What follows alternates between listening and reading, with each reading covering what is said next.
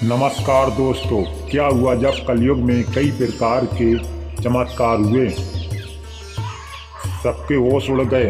अयोध्या में कई चमत्कार हुए। गिद्धों का देखना, भालू वानरों का दिखना, जमीन में सरयू नदी का निकलना आम बात है। इस चमत्कार को सदी का सबसे बड़ा चमत्कार कहा जा रहा है, जबकि चमत्कार की सच्चाई जानकर आपके होश बिगड़ जाएंगे, पैरों तले की जमीन खिसक जाएगी। आखिर क्या है सच्चाई? क्या लंका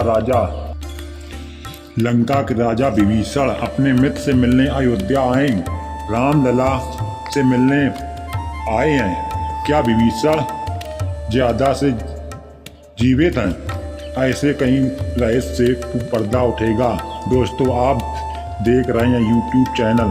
अगर बात करने से पहले अगर आप सच्चे सनातनी हैं तो हम बेहद खुश हैं। इस वीडियो को लाइक करें, कमेंट करें, बॉक्स में जय श्री राम जरूर लिखें। अयोध्या में प्राण प्रतिष्ठा की तैयारी जोर शोर से चल रही है और 22 जनवरी का रामलला को गर्भगृह में प्राण प्रतिष्ठा की जाएगी। राम भक्त को बड़े दिनों से इंतजार था। अयोध्या में 22 जनवरी से 25 जनवरी कई खास कार्यक्रमों का आयोजन किया जाएगा। इस मंदिर के गर्भगृह का कार्यक्रम 24 घंटे चल रहा है। 22 जनवरी को रामलला की प्राण प्रतिष्ठा होनी है।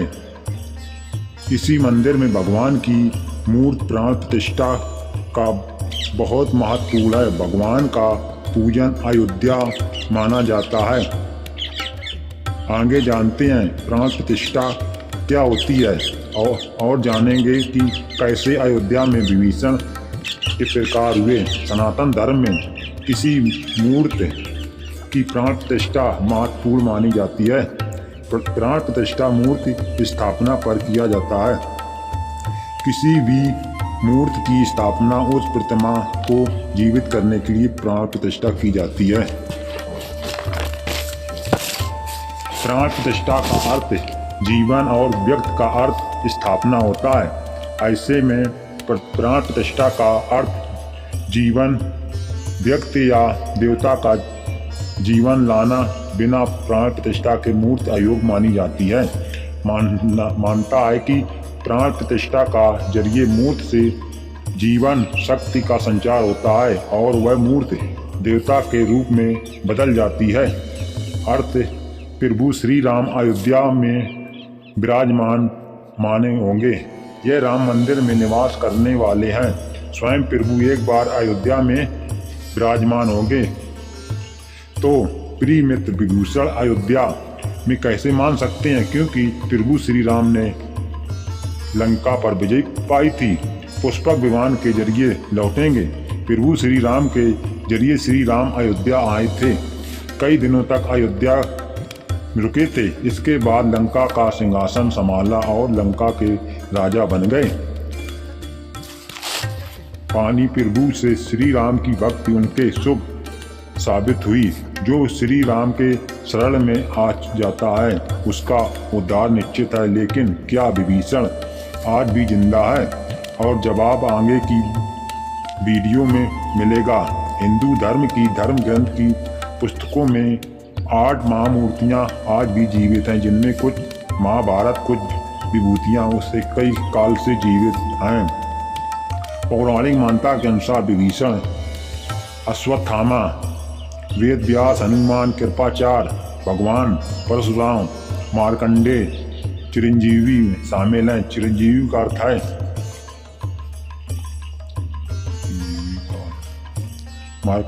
जो सृष्टि के अंत तक जीवित रहेंगे, जिसकी उम्र भी ना बड़ी। विभीषण उन्हीं में से एक है जो आज भी इस घटना पर जीवित है और अंत तक काल तक जीवित रहेंगे। लेकिन दोस्त, 2 वरदान आखिर किसने दिए? यह बड़ा जानकर विषय। भगवान के अनंत भक्त बजरंगबली धर्मपरायण रहे और अपने बड़े भाई के विरुद्ध रहे। उन्होंने लंका को धर्मपरायण भगवान राम का दिया। इसलिए भगवान राम ने जीवन भर अमर काल तक वरदान दिया। जब कलयुग का अंत होगा, कलयुग में भगवान एक बार फिर अवतार होंगे जिनका नाम कल्कि होगा। तब ये 8वें अवतार कल्कि होंगे और विभीषण साथ देंगे। धर्म की स्थापना होगी। इसका मतलब यह है कि निकलता है प्राण प्रतिष्ठा से पहले मंदिर से कब कैसे देखा गया। आगे जो वीडियो में घटना जो आपको बताएंगे उससे होश उड़ जाएंगे। यह घटना 1 जनवरी रात की है। रोजाना की तरह सभी मजदूर काम करके सो रहे थे, अपने गर्भगृह में आराम कर रहे थे। तभी प्रभु श्री राम की पूजा जाप करते हुए सुनाई दी। तभी किसी व्यक्ति को आगे के कानों में आवाज गई। तब उन्होंने ऐसी लगा आसपास के द्वार धुंध सुनाई दे रही थी। सभी मजदूर वापस सो गए। सुभाष नाम के मजदूर के कान में ये बात खटक रही थी।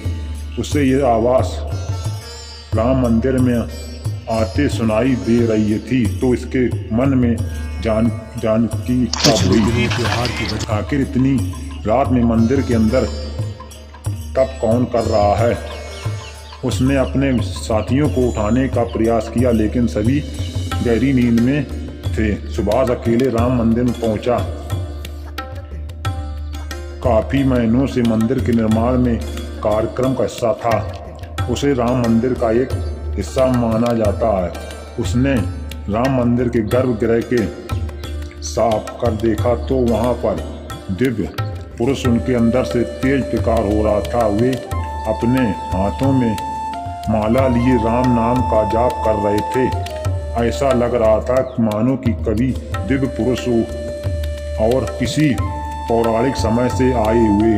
उनके बैठने का तरीका और अंदाज राजाओं की तरह मालूम पड़ता था।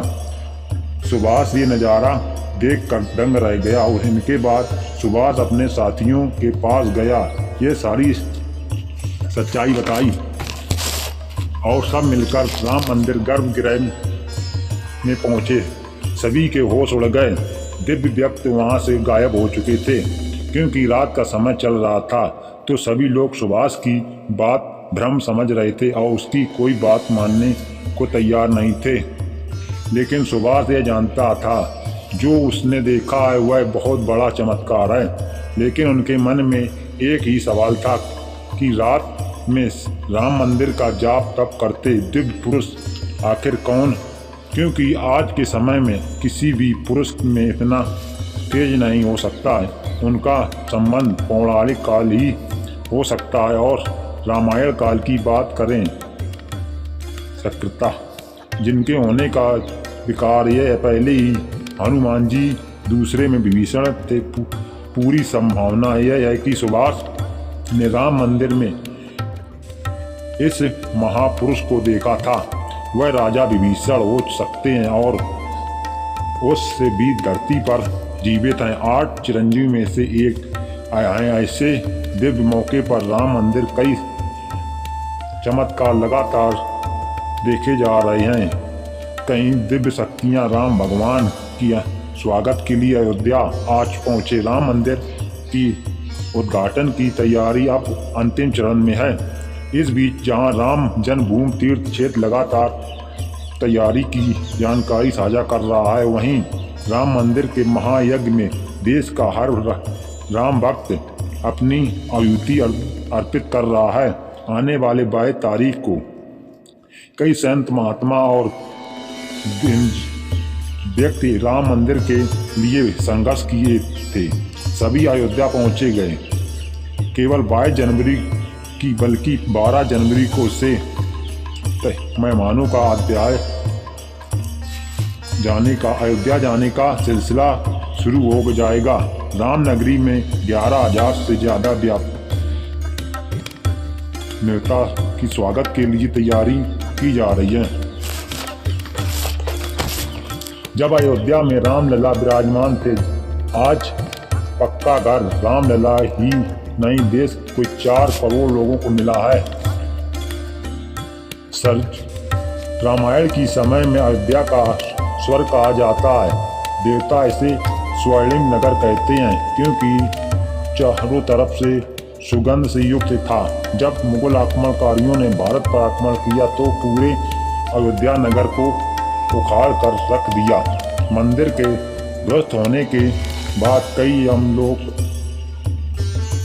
तक यह भूमि विराजमान रही और किसी हिंदू सनातनी को इस क्षेत्र में आने की अनुमति नहीं थी। लेकिन पुनः कृपा हुई ब्रह्म मंदिर बनने की सुविधा, यह आने वाले लोगों का बहुत बड़ी संख्या में वृद्धि होगी। इस ध्यान से रखते हुए सरकार ने इसे अजय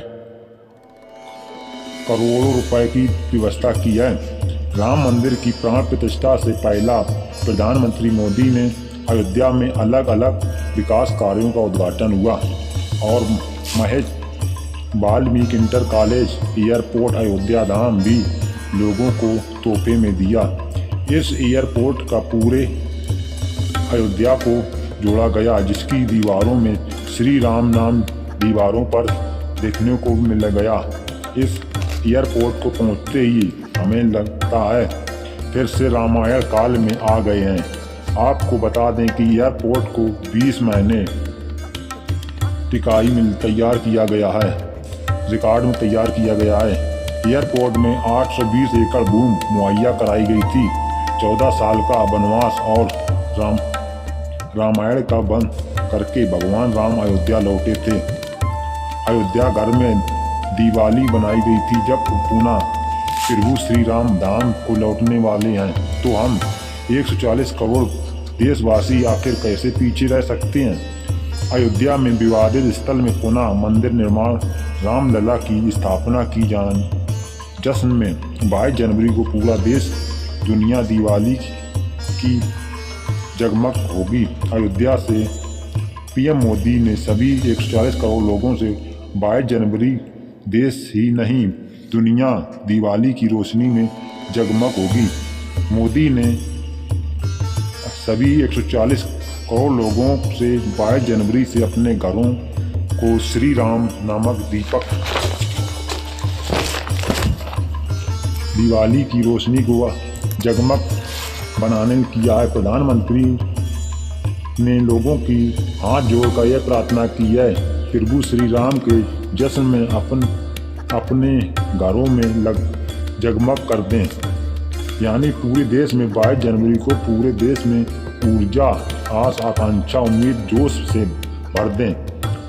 भरपूर नई दिवाली देखने को मिलेगी। ये दिवाली देश नहीं बल्कि दुनिया के उन तमाम देशों में मनाई जाएगी जहां भारतीय लोग बसे हैं। इसी बीच मंदिर से पहले रामलला प्राण प्रतिष्ठा व्यक्त के लिए एक और खुशखबरी है। 10 असल रामलला के गर्भगृह मुख्य द्वार बनाया गया है, जो मंदिर के बीच द्वार के तौर पर स्थापित है कर दिया गया। राम मंदिर में सोने के दरवाजे कुछ खासियत हैं बताएं। रामलला के गर्भगृह में लगभग सोने के दरवाजे पर खूबसूरत नक्काशी की गई है। मंदिर के बोतल में 40 दरवाजे लगाने वाले हैं। लेकिन दोस्तों, जब हम राम मंदिर को बंद करते हुए देखते हैं, हम राम मंदिर को अपनी आँखों के बंद हुआ देख रहे हैं। हमें उस स्थान पर राम मंदिर के अंदर जाने का मौका मिलने वाला है।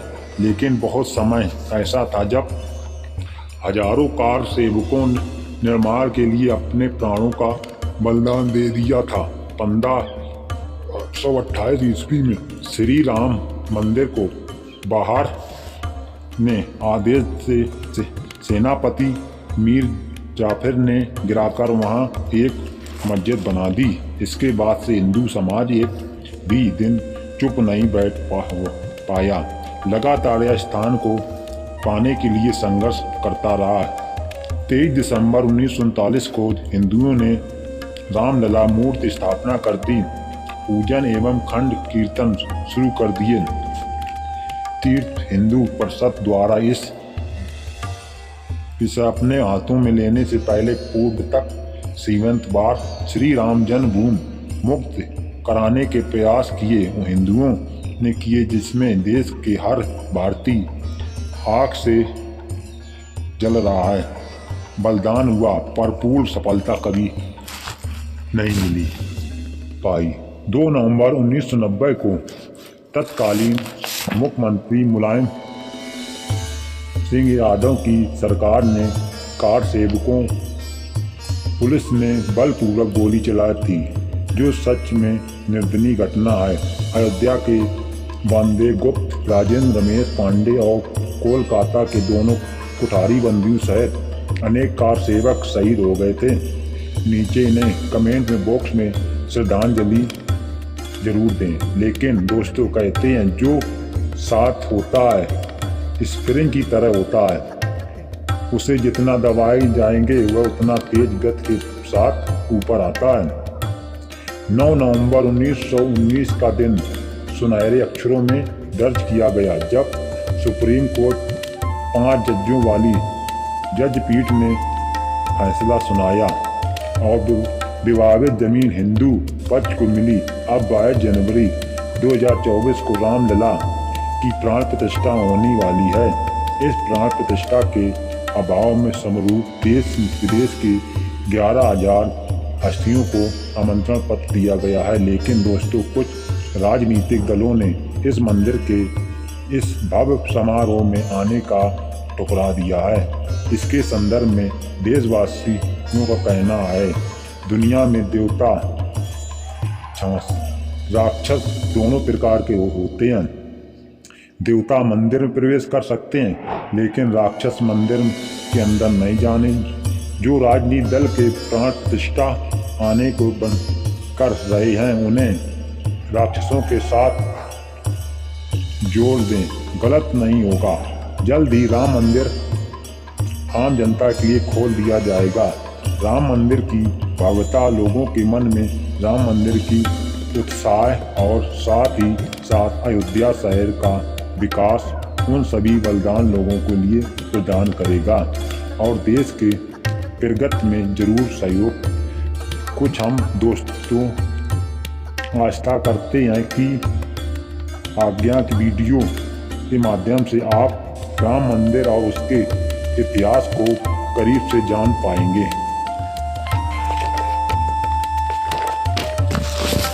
हम दोस्तों आप आस करते हैं कि आज की वीडियो सभी से कल्पना करते हैं कि वीडियो पसंद आई होगी और कमेंट बॉक्स में सभी कार सेवकों के बलिदान के प्रति आप श्रद्धांजलि जरूर दें। साथ में कमेंट बॉक्स में हिंदुओं के बारे में सलाह जरूर देते हैं जिन्होंने राम मंदिर में का न्योता ठुकरा दिया है। जय श्री राम।